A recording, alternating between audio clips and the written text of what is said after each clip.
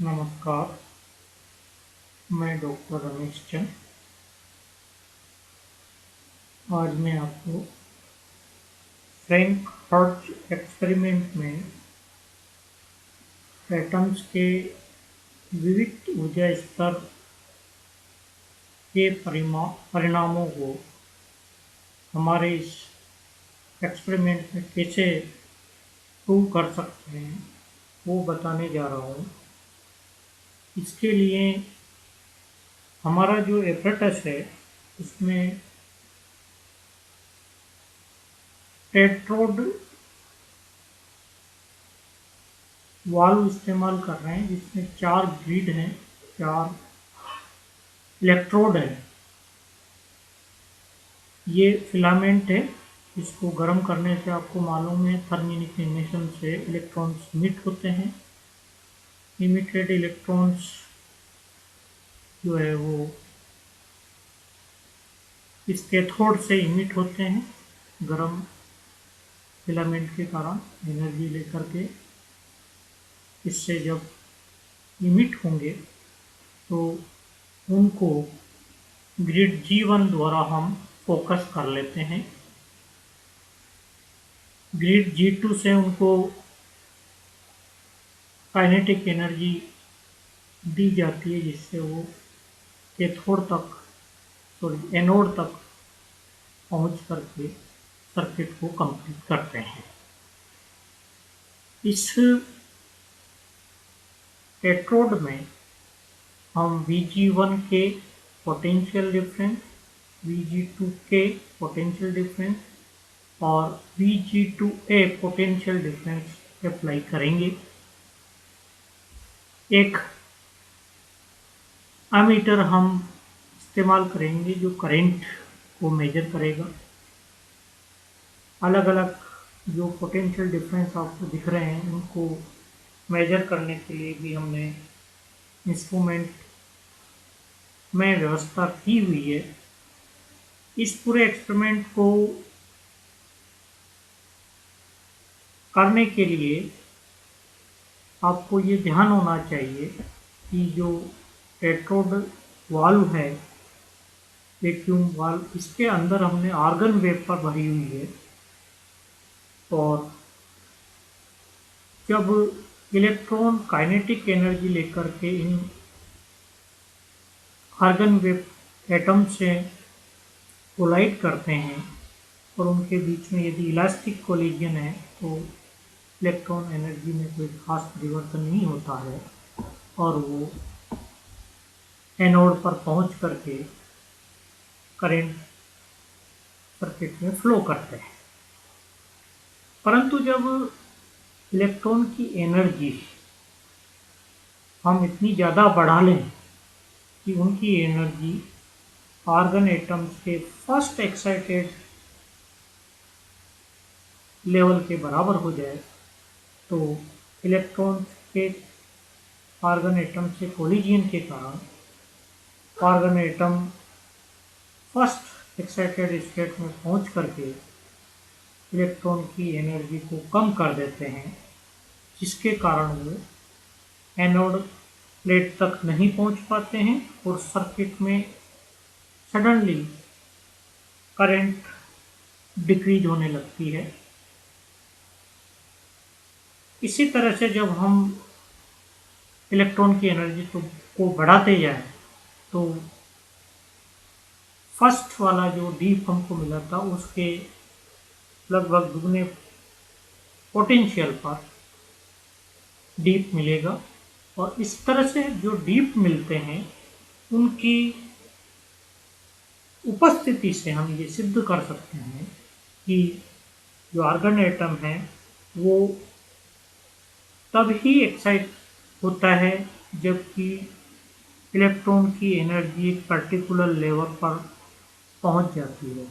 हर एक electron energy से वो एक्साइटेड नहीं होते हैं, जो ये सिद्ध करेगा कि आर्गन एटम के लेवल डिस्क्रीट एनर्जी रखते हैं और इन डिस्क्रीट एनर्जी लेवल में एक्साइटेड एक्साइटेशन के लिए इलेक्ट्रॉन की डिस्क्रीट एनर्जी को एब्जॉर्ब करते हैं। ये तो बात हुई एक इंट्रोडक्टरी थ्योरेटिकल जो इसका फाउंडेशन है एक्सपेरिमेंट का उसकी।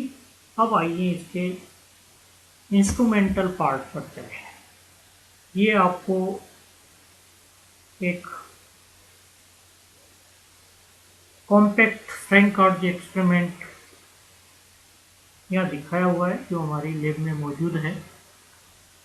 इसमें जो टेट्रोड वाल्व है वो पीछे की तरफ स्थित है। ये विभिन्न नोब्स हैं, वन बाय वन हम इनको देखेंगे। PG1 के, PG2 के, VG2A, ये अलग अलग ग्रिड टू कैथोड और ग्रिड टू एनोड पोटेंशियल को परिवर्तन करने वाले नोड हैं।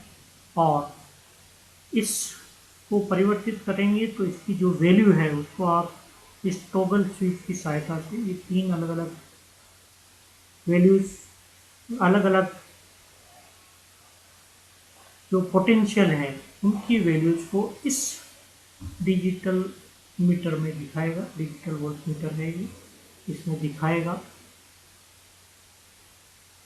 सर्किट में बहने वाली करंट इस डिजिटल पैनल में दिखाई देगी और उसके जो रेंज है, विभिन्न मेजरेबल रेंज है, उसको आप यहाँ से चेंज कर सकते हैं। ये फिलामेंट के पोटेंशियल को एडजस्ट करने के लिए है। ये टॉगल स्विच मैनुअल और ऑटो सिस्टम में इस एपरेटस को रखने के लिए इस्तेमाल किया जाता है। एक्सपेरिमेंट को करने के लिए सबसे पहले आपको इन सब जो नोब्स हैं उनको मिनिमम लेवल पर रखना है और ये जो मल्टीप्लायर है, करंट मल्टीप्लायर है, उसको 10⁻⁻7 के स्केल पर रखना है। तत्पश्चात इसको मैनुअल पर रखते हुए आप इस एपरेटस को ऑन करें। यहाँ से टॉगल स्विच से ऑन करेंगे। उसके बाद आप VG1 के लगभग 1.5 वोल्ट के आसपास फिक्स कर दें। VG2A को लगभग 7.5 वोल्ट के आसपास आप फिक्स कर दें। तत्पश्चात मैनुअली VG2 के पोटेंशियल को आप बढ़ाएं, जिसकी वैल्यू आप यहाँ से नोट कर सकते हैं। ध्यान रखिए उस अवस्था में ये जो स्विच है वो VG2 के जो इंडिकेटर है उस पर रहे। उसके पोटेंशियल को जब आप बढ़ाते हैं तो यहाँ आप पर्टिकुलर वोल्टेज के लिए कितनी करंट आपको प्राप्त हो रही है वो यहाँ से रीड कर सकते हैं और उसको नोट कर सकते हैं।